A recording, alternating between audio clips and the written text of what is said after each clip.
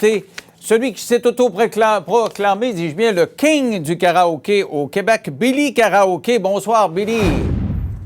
Denis, je te veux dans ma vie. Denis, je suis jamais parti.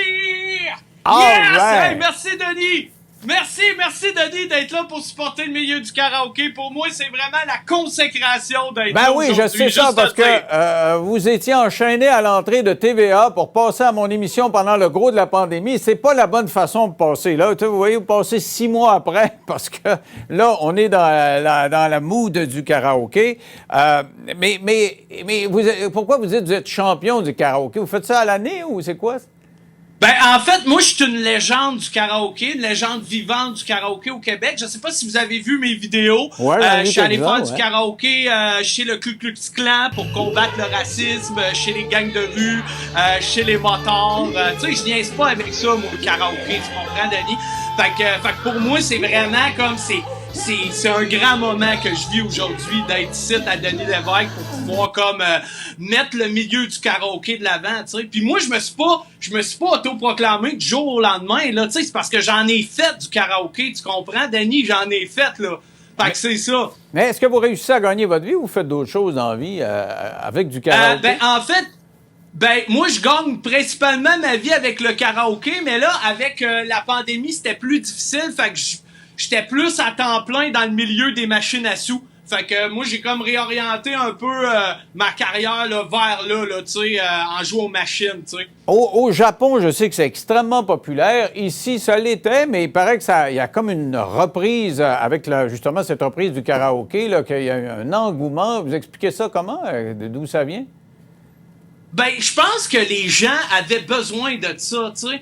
Puis moi, je sens que ce qui se passe en ce moment, c'est pas fini. Puis je sens que le soleil, on l'a pas encore vu, tu comprends-tu? Fait que comme moi, je pense que c'est normal parce que les gens, ils avaient besoin de se libérer, Denis Lévesque. Ils avaient besoin de se libérer. Les gens, ils avaient besoin de faire « Ah! » Ça, c'est un fa dièse. Ça, c'est permis dans le milieu du karaoké. Ah ouais? Un fa dièse. Il y a le si bémol aussi. Ah! Hein? T'as-tu vu la nuance? C'est pas le si bémol de Ginette Renault, parce que Ginette est bien fière de son si bémol, mais on dit qu'il y a pas beaucoup de gens qui chantent juste dans les karaokés. C'est vrai, ça, ou? Moi, je pense que c'est de la karaophobie à l'état pur. Pour vrai, ouais? Moi... Ah oui. Moi, quand je vois de la karaophobie, je la dénonce. Moi, les karaokéophobes, moi, j'aime vraiment pas ça. Pour de vrai, là, pis, tu sais, souvent des petits calls comme ça, le karaoké, la voix. Hey, le karaoké, là, Denis, là, c'est pas la voix, c'est la performance. Tu prends ton nom, tu le mets sur le stage, puis tu dis aux gens, regardez, guys, piétinez sur mon nom. Tu comprends-tu ce que je veux dire? Ouais. Fait que, pour moi, c'est pas la voix. La voix, ça, c'est à la voix. Tu sais, les gens, ils vont à la voix. Ben, les gens qui font du karaoké, c'est des gens qui veulent se donner. T'sais. Est-ce que ça permet de se dégêner? Parce qu'il y a du monde là, qui serait réservé, puis probablement que là, vous êtes assez expansif de caractère, manifestement, vous, mais quelqu'un qui est un petit peu renfermé, là, qui se ramasse là, puis qui dit « Ah, c'est à ton tour, il faut que tu chantes du Céline Dion, puis elle te pousse ça haut », c'est un peu gênant, non? Ben, je pense que ça dégêne beaucoup les gens, tu sais. Moi, mettons, quand j'étais plus jeune, j'étais un peu gêné de ça. Mais tu sais, à un moment donné, j'ai commencé à faire du karaoké dans les bars, je me suis dégêné, puis boum! Après ça, j'étais allé faire du karaoké pendant que j'essayais de me faire arrêter par la police. Fait que tu vois, il y a comme eu une hiérarchie. Il y a comme eu tu sais, je suis pas devenu légende du jour au lendemain, là. Il y a comme, ça s'est fait vraiment graduellement.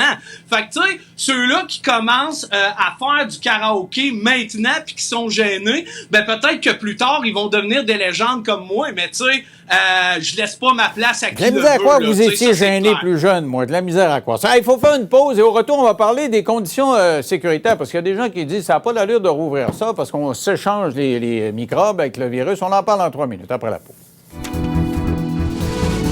On parle de karaoké avec Billy Karaoké parce que c'est repris depuis hier. Et dans le journal aujourd'hui, la grosse manchette, c'est que les listes d'attente sont considérables. D'ici Noël, la plupart des bars là, ont des réservations, ça réserve à l'avance. Mais il y a des critiques qui disent le gouvernement est allé trop vite parce que quand on crie, puis on chante, puis on se donne, là, parce que vous disiez tantôt, c'est important de se donner, on sécrète du virus, puis c'est dangereux. Et le plexiglas, ce serait passé. Qu'est-ce que vous répondez là, à ça?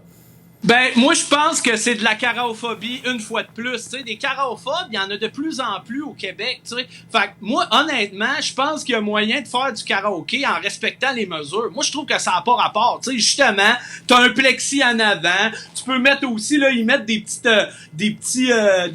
espèces de petits parapluies qui mettent ces micros. Hey, les bars là sont équipés pour le karaoké, sont équipés, ils ont fait la guerre. Fait que moi là, de la karaophobie comme ça, moi ça me fait capoter pour de vrai. Moi, j'embarque pas là-dedans. Les gens vont faire attention, Denis, là. Tu sais, je veux dire, ça fait partie de la game à un moment donné. Hey, on n'est plus dans le film Footloose, là. On n'est plus dans le film Footloose. On a le droit de bouger, là. Voyons donc. Mais on se souvient que quand il y a eu cette éclosion dans un karaoké de Québec, là, il y a des gens qui ont été sortis, puis on a lancé des tomates au propriétaire du bar. On disait que c'était pas adéquat, que c'était dangereux.